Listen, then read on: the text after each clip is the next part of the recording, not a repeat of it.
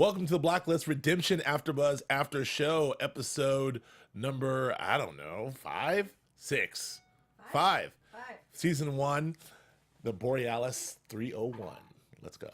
You're tuning into the destination for TV superfan discussion, AFTERBUZZ TV.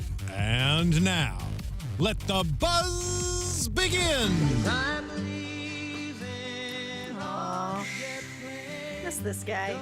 Borealis 301. I'll be back again. Flying around. Oh, such a good song. Hijacked. John Denver. Gone too soon. Oh, Johnny D. Johnny D.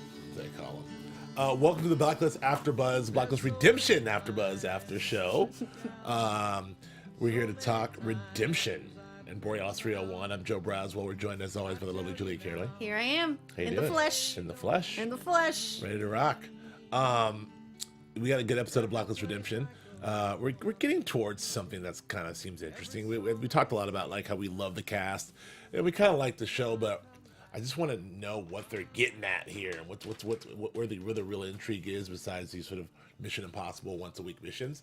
And I don't know, we seem to got to a place where I feel like something interesting is happening. Yeah, it did Right? get interesting in this episode, especially, I mean, they sort of carried it throughout the episode, which I appreciated, rather than like one big scene with Howard, one big scene with Scotty, blah, blah, blah, blah. It was sort of weaved throughout the narrative of this episode.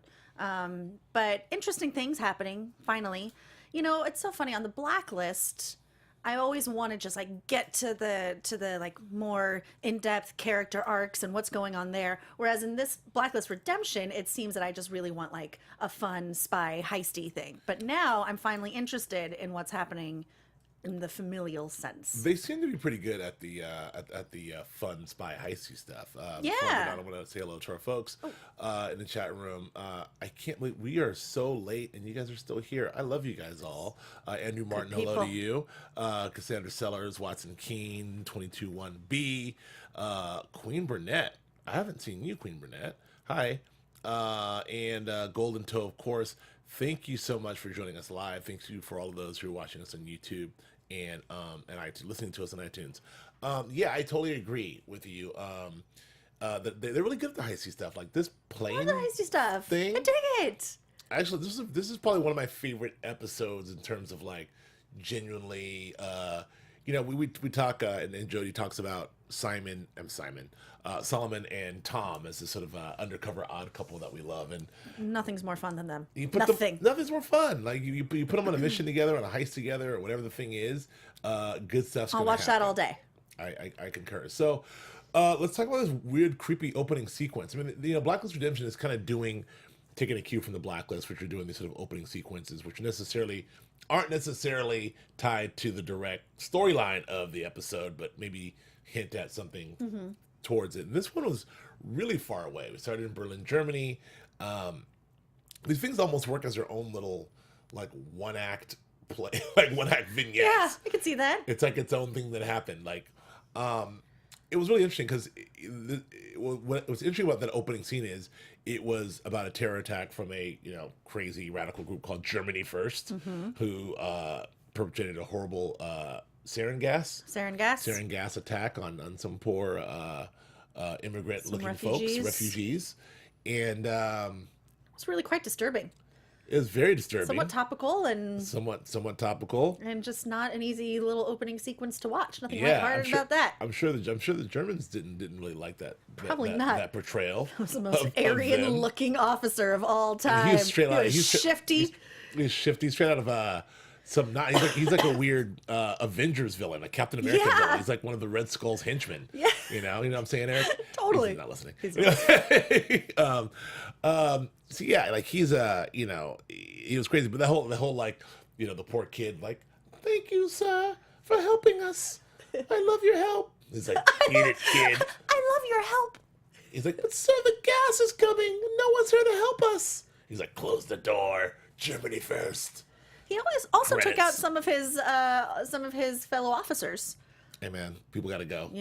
Sacrifices must be done. made. So that was quite We interesting. want Germany to awaken. I mean, quite interesting, quite disturbing, but I guess necessary for necessary for us to get behind, get into this episode when we figured out that, or they figured out that the sarin gas was stolen by this. Where the hell did they get that?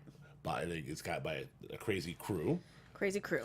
Well, what we first learn is that the Office of Secure Transportation. Is that a real office? I don't know, but they're not really good at what they do. Right. Apparently, if they're just shipping off crazy weapons and whatnots on regular old commercial planes. I mean, yeah. I mean, that seems the least secure thing possible. Well, yes. For the Office of Secure Transportation. Right.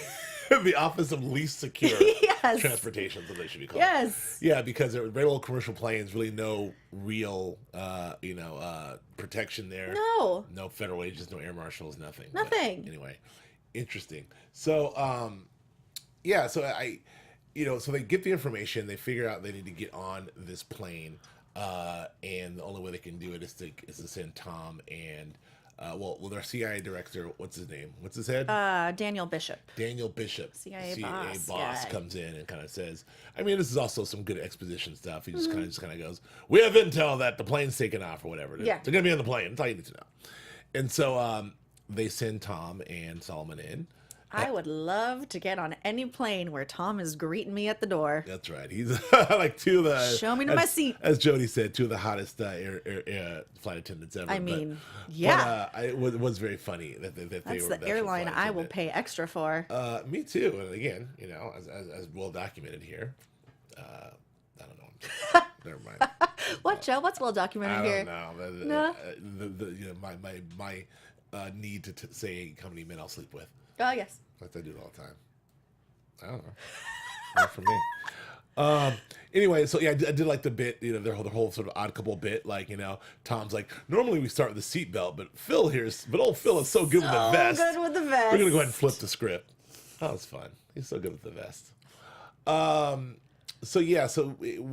like the way that whole thing unfolded. I thought that was a very cool sort of. Actually, just in general, the other thing I like, as well as the big board and seeing the big board somewhere. The only thing I like more than seeing the big board is seeing like some sort of heist on the plane or something. I love that stuff. Plane. I mean, not when I'm on the plane. Oh, no. That's a different story. The idea of like, we've got 5 dudes in a plane, only one guy can stop it. It's kind of that like Die Hard, snakes in a plane, Air Force One. Air Force One. Claustrophobic Get off feel. my plane. Foot to the face. Yeah. I'm the president. Spoiler alert. But if you haven't seen Air Force One, but So good. but I kind of want to watch that. Gary Oldman, I forgot about that too. He's a bad guy.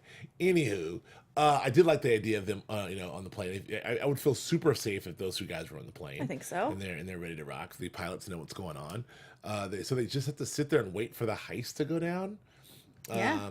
But so looks like you can see there's a sort of people in position and ready to rock. They lose communication. They have some transponder on board that allows them to jammed all the signals. Jammed all the signals. The plane disappeared the plane, and all that good stuff. And one of the things Lola was watching it with me commented on is that like good for Dumont for figuring out and Nez for sort of figuring all that stuff out. That the guy who was actually the mechanic is really a Navy, a former on this military plane, guy. but he's supposed to be in Dallas. So that doesn't look good. Doesn't look good. Wait, he didn't work on the stuff. Wait, it turns out he's part of a crazy SEAL team. And they're all on the plane too. They've all, yep.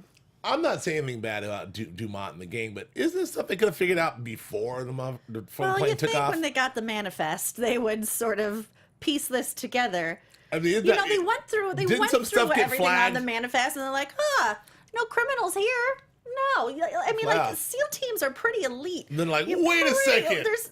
What are the odds that was a small plane that you would have 5 of them, 6 of them on the same plane? I mean, props to them for figuring it out so quickly. Like, oh my God, this guy's a mechanic. He's not a mechanic. He's a SEAL team guy, and this thing's scheduled for maintenance every 2 years. And he just did maintenance. We're in trouble. Meanwhile, we're like 50,000 feet up. Like, so, too late. Yeah. Anyway, all right. So that's great. But I did like the idea that there's multiple people. I like how this whole thing going down, how they unfolded with the 3D printed guns. The plastic those are cool. The plastic guns. Until someone sneaks one in the airplane, it's my worst nightmare. Like I know too much about 3D printing and too much about 3D printed weaponry to like. Yeah, it's my worst nightmare. Someone bringing a 3D gun in a plane, assembling it in their bag, and then doing some damage. Don't talk about that. Because now I'm going to have nightmares. Yeah. And now I'm not going to get on a flight. Or like my man John Malkovich did in the other president movie. What's In the Line of Fire, starring Clint Eastwood. I don't know this movie. What? Atlanta Fire? In the Line of Fire. Oh, In the Line of Fire. Yes. No, I still haven't In seen the that Line movie. of Fire. It's an agent Clint Eastwood playing a Secret Service. Wait, okay, officer. maybe I do know this one. He's famous for doing the detail of John F. Kennedy, and he feels guilty. He's Famous or haunted with infamous guilt. for that. Infamous, haunted with guilt that one day in 1963 couldn't stop Yeah. the president. He couldn't protect the president. So in 1993, 30 years later, Still he on has the job. redemption. Oh. But he's out there Maybe trying that should to. be episode 6. He could be redeemed too. I mean, that Start working for was Halcyon. 1993. That was 23 years ago, and he was an old geezer then. That Clint Eastwood. Anyway, I digress. Malkovich used a plastic gun in that towards the end of Assassination. Okay. So it's nothing new. That was back in '93. But now they 3D print them. And what was that weird thing That sort of cracked. That was cool. That cracked the window and made the also forced plastic. forced the masks to drop. Yeah. In which there was some sort of not sarin gas, but a knockout gas. A knockout gas. Yes. Now let me ask you So were this. they just gonna kill everyone on the plane? Yeah. Just let the plane go down? Yeah, the plane's gonna go down. But let me ask you this. Cold-hearted. He seemed like such a nice guy, Carter Kane. Carter Kane did not seem like a nice guy. Carter Kane's the main guy. Yeah, but he switched seats with the mom. Says, sorry I didn't offer sooner. That was a nice move. Yeah. And he asked her to put on the mask. Everything's gonna be fine. Yeah. Except the fact I'm just gonna kill you and your snot-nosed kid. Why is the kid not us? Shut up. That's my worst nightmare. That's my worst nightmare. Just get on a plane with that kid. That kid. So no, but I will say that so the plastic thing in the window, that was all cool. But what was the plan? Here's where I'm weird. Yes, Ivan, they're real. They're real, brother. Plastic guns are real. Google it. Anyway, so the thing I thought was, what's the plan? So the mask drops, they knock everyone out, but we're gonna kill everyone. Why not just have some poison gas and just kill everyone and be done? I don't know. All right. Because then they wake I him don't know up. the answer. I mean, they could have. So when what I sort of noticed, and this might be really nitpicky, when he moved the female pilot, he took off her mask, and I thought, oh, maybe then they'll get off the plane, she'll wake up, and she'll save everyone. But then later, in a later shot, when Tom was in there, she had the mask back on. So I'm not really sure. That might just be a continuity thing. Probably. I didn't notice Yeah, that. because he took it off, and he was trying to wake her up. Oh, Yeah. continuity problems. Look at you, Well, continuity. I'm thinking things through. Yeah, so that was Too like a good heist, and I like it to go correctly. yeah. But that was so they get on there. Solomon and Tom. Solomon notices that the plastic thing's on. He tries to be cool, flashes the gun. Yeah. He gets the thing off. Not his slickest move. Slickest move. But it's all right. But and a fight ensues. Solomon gets knocked out again. The plastic gun. You have Solomon. Why knock him out? Why not just shoot Solomon? Keep it moving. Because maybe that would freak out everyone on the plane. All right. And they wouldn't put on their masks. Fair enough. Maybe. All right. So they knock You Solomon. can't kill Solomon. He can't die. I know. But I did like, so Tom is down in the down the cargo hold. Mm-hmm. The issue's going down, if you will. Because they lost all communication. They had to get rid of that Lost jammer all first. communication. Get rid of the jammer. I do like the fact that they did the whole. What I liked is Tom's down there trying to figure this out. Is that my phone? Oh my God! My Hello? phone just rang. Hello, Ivan Soto. Is that you, Alexander? Is that you, Golden Toe? Sorry, folks. It's not professional. There you are. Anyway, we're back. We're back. Sorry, guys. I thought I turned it off. That happened. Anyway, so Tom's in the cargo hold. Mm-hmm. He finds a jammer, unjams the jammer. He's back in contact with my man, Dumont. Mm-hmm. He locates the shotguns, which is cool. Not exactly something you want to have on a pressurized aircraft, by the way, giant shotguns. Can you just move those on commercial planes as cargo? I mean, you can move You can sarin check it? gas and other stuff. But that was a guy who was just on the plane. Who was Yeah, just because like, I think you can. you can check your shotguns. You can check. I mean, as long as you're checking it. I've never checked a There's people shotgun who check before. hunting rifles and stuff. Okay, yeah, I guess that Right. makes sense. You got to be able to check that stuff. Yeah. I imagine. Eric, you would know. Can you check shotguns on airplanes? Can you check hunting rifles and stuff, right? See, they go underneath. Okay. It's like you said. They go underneath. Next time I'm flying, I'm bringing my shotgun. Yeah. Andy Martin said it was Flippo. It was Flippo. Was Flippo! Come back!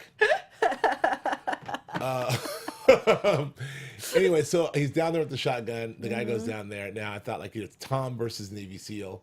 He goes down there, and a move that I thought was super Die Hard-esque.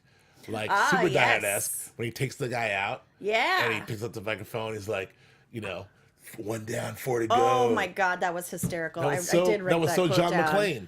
And he even had like the raspy voice. 1 terrorist down, pal. Whatever he says. Status report. 1 down, 4 to go. That was the most John McClane thing I've ever heard in my life. That was so cool. I like that. I kind of did too. I like that. I wasn't mad at it. Hey, pal. Yippee-ki-yay, pal. I loved all that. So, ooh, now I want to Die Hard. I love these movies. These are fun movies we're referencing, P.S. Fun movies we're referencing. And this was in the spirit. Like, this I action's in loved the spirit it. of all that. And so then they have this one move where they we're in split screen. I like split screen. Anyway, then This is very Blacklist Redemption of us right here. yes, it is. Oh, we're split screen like Blacklist Yeah. Redemption. I should be doing something. I should be You doing nezzing it up. Oh yeah, is it your Nez? Get in the car. All right. So what's cool? So they decide that they're gonna blow the hatch, and they said we're heading towards the LZ. I thought they mean they're gonna land the plane, but no, they're not landing the plane. Nope. They're getting out of there, and we realize that the cargo package is the woman, The chick. and the guy got on the plane. He did the move where he was like, Can't let you do this. "Can't let you do this." I love me some Hoyt from True Blood too. Yeah. Hoyt. Hoyt. Missed you, Hoyt. And so, yeah, they did all that stuff.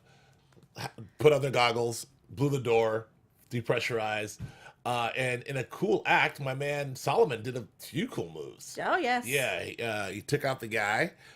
He did some move. What did he do? Like, Did he like strap himself in with a seatbelt or something? yeah, Was it the strapped demonstration himself seatbelt? in and did it like that. That's a commitment from Solomon. Like, I Another don't know choice to you know got. that. I might make sure Tom. I might check with Tom. What are you gonna do? You're gonna lose But- the whole thing. He's like, Tom's down yeah, below. but Tom can handle himself. Tom can handle himself with the plane. I got to go out to the cargo. There's confidence in that team.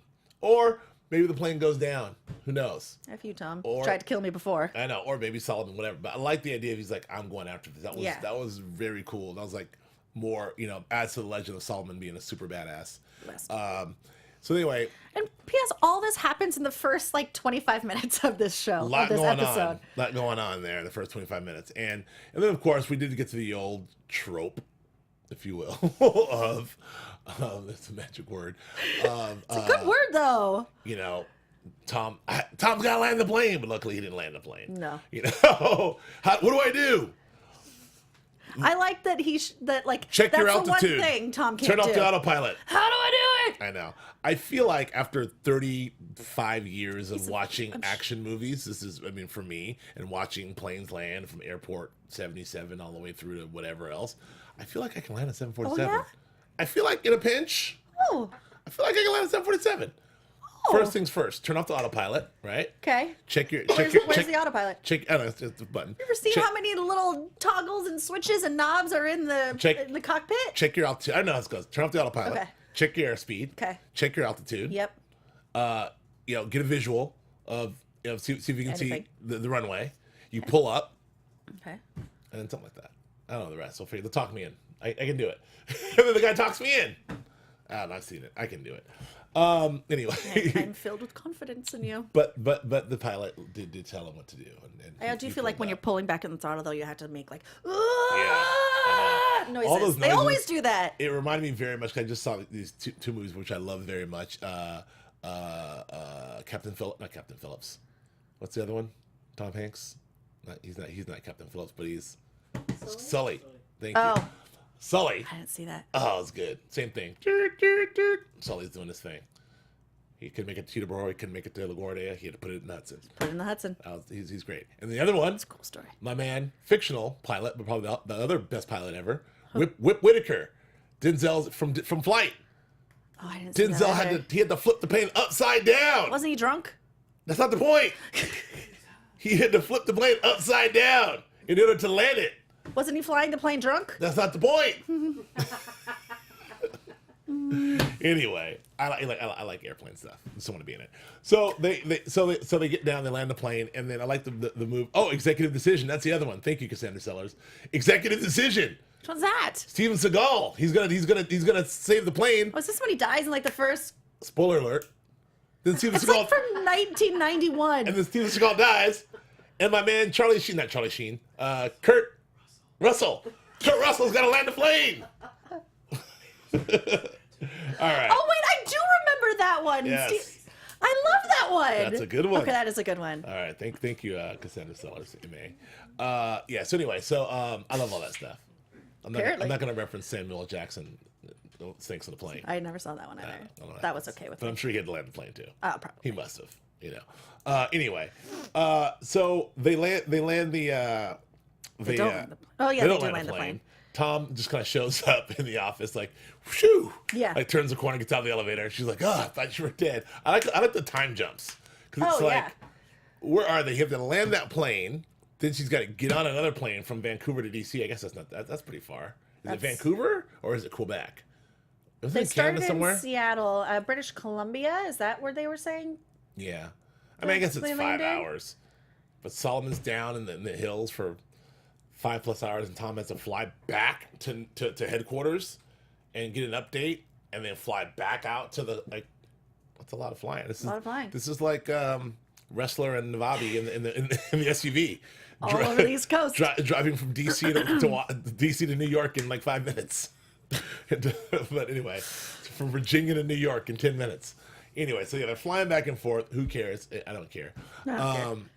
But so yeah, it was very cool. Let's stop for a second and go back to the B and C plot lines. The B plot line being that Tom first had a run in with his father. I actually keep forgetting that Howard's Tom's father for some reason. That? I don't know. I don't. It's like it just doesn't, like, he's so crazy. It's weird. I'm like, why is Tom? I'm like, oh, it's his dad. That's why he's like, Dad, I'll do it. Well, I get it. So. But he's definitely wobbling on Howard's craziness, and Howard is crazy is out of control. He's hyped up on way craziness, and he's got the thing and the code, and this is the secret. You got to break into the safe. And I do like that Tom says, "Look, this is enough, and if this doesn't pan out, I'm gonna tell Scotty." Because he sees Scotty every day, and she is normal, and she really is in mourning for her lost son. And this is what I like about this is what.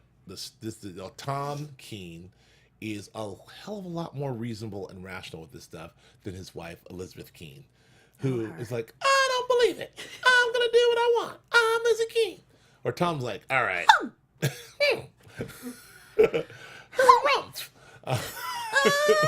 Lizzie. Where Tom's like, look, buddy, I don't believe this shit anymore. Yeah, you're I'm crazy. gonna check it out. But he does give him his last shot, you know. Right. You never know. That's true. So he gives the last shot. He goes in. He in a very cool way seals the safe. And I like that bit of espionage. Like he really goes in easily. There. Like he gets in there really easily. Amazing for a top secret. Like Like this is Scotty's safe. Scotty's safe in the halcyon office. Halcyon office, the blackest of the black ops security pull firms. out my old bobby pin. beep, beep, boop, beep. Click. There it is. A couple papers, a little cash. Roll call. Yeah. Found it. Falcon. There it is. Anyway, he did it. Thank you, Watson Keene. That's my Lizzie. Ivan says, "Don't bash my Liz." Sorry. You know what's weird? On a super side note. Okay. I don't know if you're watching Homeland, but Homeland's great. I'm so behind on it. I used to love it. Episode 10 of 12 just aired. It's super good this season. Cool. The president, kind of a Hillary Clinton. Her name is President Elizabeth Keene. Isn't that weird? Spelled differently. But she's no one calls her Lizzie. But that's just a little side note. Oh. I was watching last night. I'm like, why do I know Elizabeth Keene? This is freaking me out. I don't want Elizabeth Keene as my president. I really don't. Oh. You know, could be next though. She's FBI agent reinstated. Yeah, you never know. Yeah, stranger things have happened. All right, so Tom super spy Tom, as Andrew Martin says, gets his bobby pin, steals the information. Calls Scotty to the conference room. Sneaks out. That was a good move. Good move. I was like, how are you going to get out of here, Tom? How are you going to do it? Sneaks out. Decodes the thing. It's not right. He's like, this is ridiculous. It's a comic book. A comic book. I mean, that is pretty lame. A comic book cipher. Called Ultra Fight. Are you still... That's the worst name for a comic book ever, by the way. Eric, do you have any comic books named Ultra Fight? You know that one? Okay. Ultra Fight. Not that he's going to admit to. I'm gonna admit to.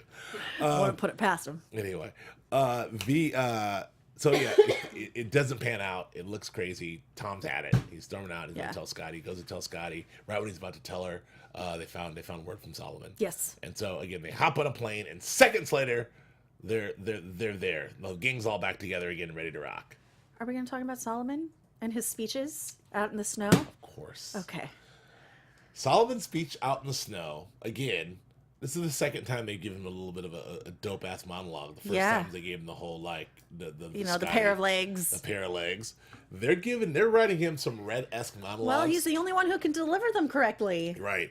And it's also a very cool and sneaky way to get in some exposition and backstory on Solomon. Yeah. Because, it ups his scare factor the way he lies next to him and he's telling these stories and he's just so sort of flippant and it was amused amazing by story. it. Also a hard scrabble beginning. Hey, my mama could afford heat or food. Which one you want, kid? Yeah. Heat or food? So that's pretty hard scrabble. He finally lost 2 toes. Frostbite. 2 toes when he's 13. 2 toes. Hand to God. And this is in the projects. This ain't even out in somewhere bad. Yeah. So he goes and kills the guy, puts a bullet to the guy's head. At 13. 13's first kill. A very eloquently told heartbreaking story. Yes. But to his point, all that to say is I hate the cold. Yeah. So I'm out of here, buddy. You coming with me or not? I loved it. So anyway, that was great stuff. They get to the team reunites. They figure out that the one SEAL team member who was not actually a part of the SEAL. He was the only one who was a ranger. The ranger knows the super spy. We found out that the woman's a deep cover op. That she was what was to be stolen all along. What was her name? Right. Jennifer Lynn. Jennifer Lynn was a deep asset on her way to be the translator for Lu Tao, who was a huge Chinese criminal from everything lord. From like dealing arms to human trafficking. Yeah, Tom just knew. I love that bit of exposition. Yeah. Like, hey, Julie, you know Lu Tao, don't you? Yes, a notorious huge Chinese criminal who is. Exactly. Let's go. Nice. Yes. Of course. Everything from arms dealing to, human trafficking. Exactly. I know him well. Everyone knows that. Now the audience knows too. Okay. So anyway, you guys aware? We're all on the same page. I like that. That's a good exposition trick as well. Get that information out there to his viewers. Anyway, so yeah, he's a crime lord. She's going to be his translator. They're going to have some intel, but not before they were taken but not for the right reasons. Nope. It's because the ranger mistakenly told the crew that she had information on the crazy super secret KR-20 blueprints and KR-20 mobile rocket systems. And she did not have the blueprints for the mobile rocket systems. Not a clue. And they presumably torture the crap out of her. By the way, that's love. Oh yes. That's love. If Eric ever loses you and he's got to get you back, even if it means getting you hijacked from a plane and knocked out with gas and then sucked out, killing everyone on board into the whatever Canadian forest. Yes. Have you drug away, tortured by some Navy SEALs, only to be able to sneak you out of there. That's true love. Would you do that for me? He's not listening. He doesn't care. Probably not. I think we just got our answer. Eric Cearley's here, by the way. He would just be like, "Peace out. You're on your own, kid." Anyway, so this guy, talk about a stalker, super ranger, crazy stalker, super stalker. He's like, one day you'll understand. I did it for us. It's all for you, Damien. Here's the thing. Hot tip to all of these stalker men and women out there. One day you'll understand. They'll never understand. They'll never understand. One day you'll understand, Julia. I did this for us. There's no such thing as doing it for us. One day you'll get this. And if it gets to a place where someone really does file a restraining order against you, right? Safe to say, you ain't getting back together. No. That's it. Final nail in the coffin. Yeah, no, that was very, very, very creepy. So they get in the boat. All this is for love. Yeah, so they get in the boat. He doesn't have her secured because he saved her life. And he's talking to her, so he figures it's all fine. He was really effing crazy. Like the whole, I don't blame you if all those people died. It's not your fault. She's like, what are you talking about? Yeah. So then, but then he got what I like to call the Mr. Ripley'd with the oar. I thought the same thing. He got Ripley'd. I like the name of his boat here, Fishy Fishy. Here, fishy. Do you remember that Sesame Street with Bert and Ernie? No. Have you seen this one? Bert and I must Ernie have. go fishing, Okay. and the way that which one's Bert? Ernie's the Conehead. tall one, right? Bert's Okay, no, Ernie. Yeah, the way that Ernie catches fish. Bert's Conehead. Bert's Conehead. Ernie is the funny one. Yeah. The way that he gets fish. They're both gay. While one is fishing, Ernie goes, here, fishy, fishy, fishy, fishy, fishy, and then the fish just jump in the boat. Aww. Gotta love it. I love Sesame Street. That was That's one of a hot my story. favorite things ever. Hello, Ryan Ninja Steel Thomas, fishy. for joining us. Anyway, we gotta get out of here. God. Oh. Okay, so listen. Okay. So he tells her Ripti's with the oar. She runs. The redemption team's there. They chase him down. Fight ensues. He takes them all out. Takes them all out. But then she Almost gets the has gun. Tom. She gets a gun. Boom. Kills him. Cold-blooded killer. Like I said, It's good. it Just like the movie Enough. in time she did not understand. She did not. Oh, look out there. Yeah, watch your sister, Julia. Oh, I'm coming back. Here we go. So Okay, so that's there's that all story. that. So that's all that. So That's done. So then good old Tom goes back to tell Scotty the everything. truth. Everything. Howard's alive. I'm your long lost son. And he spies a comic book. Dun, Yeah. dun, dun. And he spies a comic book and he's like, never mind. Jacks the comic. Teleforce. The comic book. Teleforce. It wasn't Smashy Hands. What was the other one? Teleforce was. No, what was the first one? Was fake one. Ultra Fight. Ultra Fight, not Smashy Hands. Ultra Fight and Teleforce. Teleforce was the real one. Eric, Smashy Hands is the new comic book you should check out. Yes, like Iron Fist, Smashy Hands. So he decodes the thing, and gets an address, and it's freaking Howard's address. Howard's address. God damn it. He runs over there, and sure enough, there's Solomon putting him in the thing. And Scotty's Yep. obviously distraught when she gets the phone. She goes to the target, moving Yep. the target. Solomon's there, taking him down. Yep. What's going to happen I next? don't know. Now Well, that's an interesting I'm thing. interested. Now I was like totally in. Gotcha. Um, I'm gonna wrap.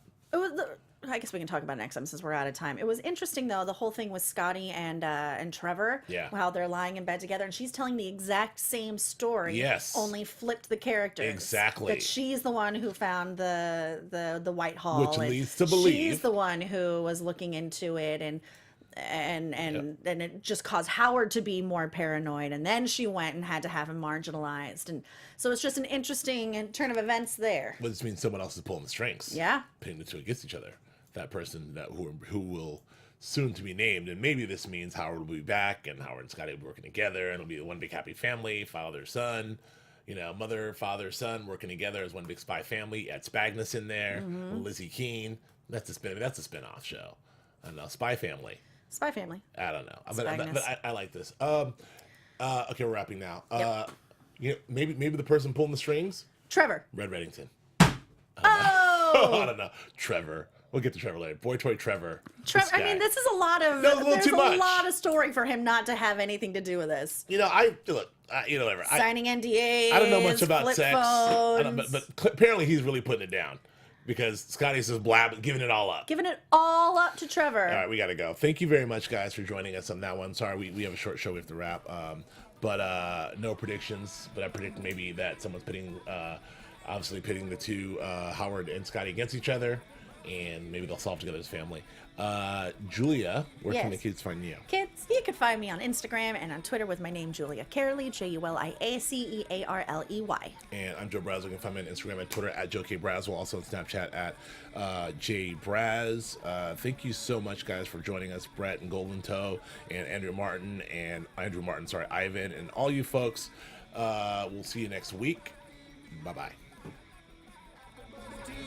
From executive producers Maria Menounos, Kevin Undergaro, Phil Svitek, and the entire AfterBuzz TV staff, we would like to thank you for listening to the AfterBuzz TV network.